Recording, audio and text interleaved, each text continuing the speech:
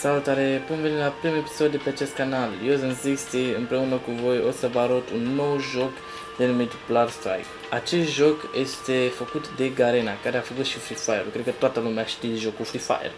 Jocul acesta seamănă foarte mult cu Warzone. N-am să zic, efectiv, jocul ăsta e insane. Hai să trecem la joacă și să vă spun mai multe despre acest joc. În primul rând, jocul are mai multe moduri de joc, cum ar fi squad și solo.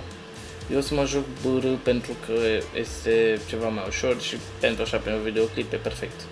Jocul are mai multe caractere, eu mă joc cu foarte multe, eu leg mereu majoritatea timpului acest mini Sage de pe Valorant, care are acest world foarte bun. Acest joc este foarte bun, foarte bine optimizat, pentru că vedeți pe FPS-urile, fraților. Eu nu înțeleg de ce uneori se pune pe 240, uneori pe 165, dar nu contează chestia asta, până la urmă merge fluent și merge perfect. Ce vreau să vă zic, pentru mai multe videoclipuri de genul, mai multe jocuri, puteți apăsați pe butonul de like, subscribe și share. M-a ajutat super mult. Acest videoclip nu este pentru promovare, este doar pentru să vă arăt un joc care puteți să-l jucați foarte mult cu un PC care, fraților, nu poate să ducă nici Minecraft. Jocul ăsta să-l duce.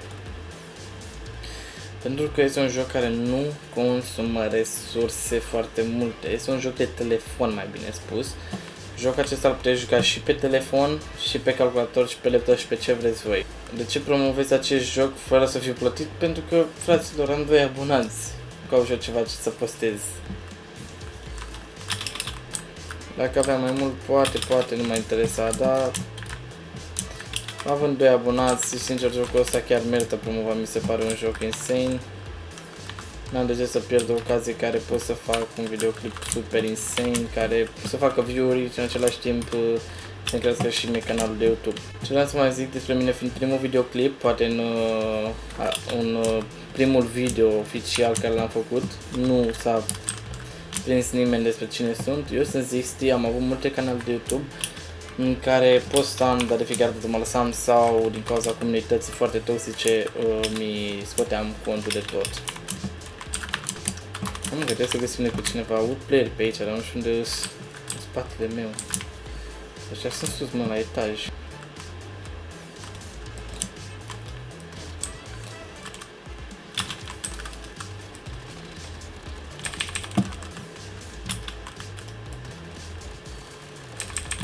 Mort. Ok, de asta aveam și o buradere. Bun, jocul are skin-uri super insane, să vă zic de acum, deci vă sugerez, deci dacă vreți skin-uri, jocul ăsta are niște skin-uri uluitoare, mamă.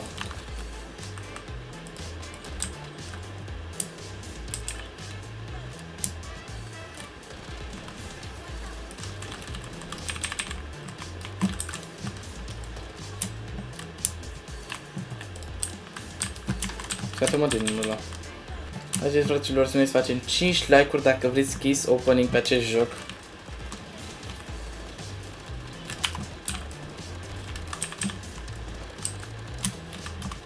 De aici mai avem playeri și heal chuchu. Wow, ce skin are ăsta pe el.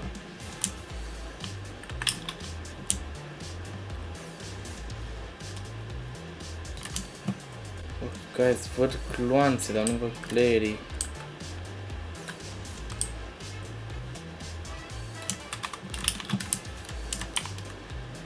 Fac, cumva trec gloanțele prin pereți. Am văzut playerul acolo.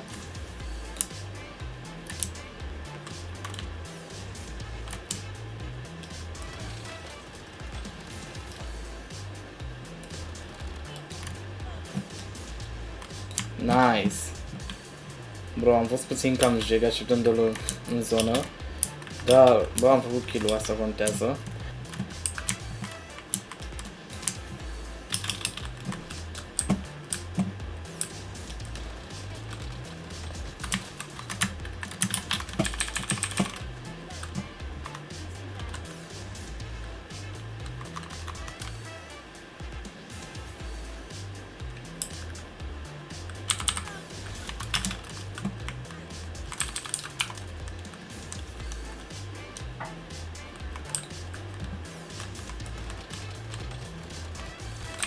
Rush boss, nu te-ai gândit că vrei să fiu aici?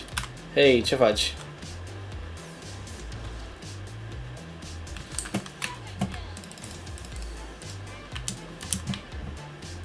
Sincer, mi se pare un joc calitate, bro. Wow, era să cred că se mi-a snipe. Bro. Nu vine, nu ajunge. Te rog. Na! Bă, n-am apucat, un pic mai aveam. A avut sniper bun rău. Bă, nu știți cât de bun e sniperul ăla.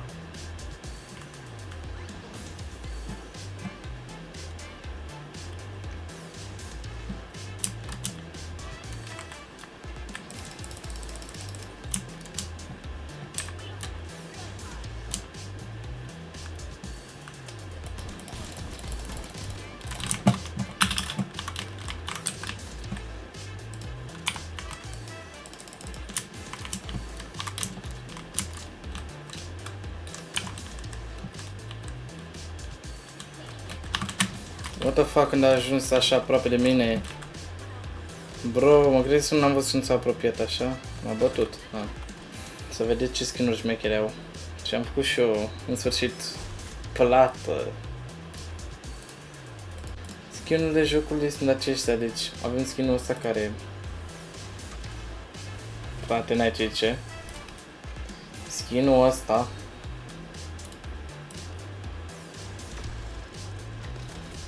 Na, mai zice ceva. Insane.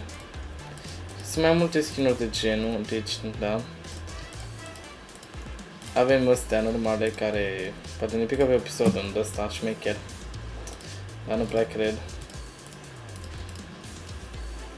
Nu vrea, guys, nu vrea. N-a vrut să ne dea. Bă, guys, cam urmă acest videoclip. Eu vă mulțumesc super mult că m-ați sezonat. Data viitoare poate să facem un videoclip mai diferit, poate mai plăcut pentru voi. Sper că v-a bucurat acest videoclip. Eu v-am lăsat. Eu am fost Zixi. Hai. Ciao.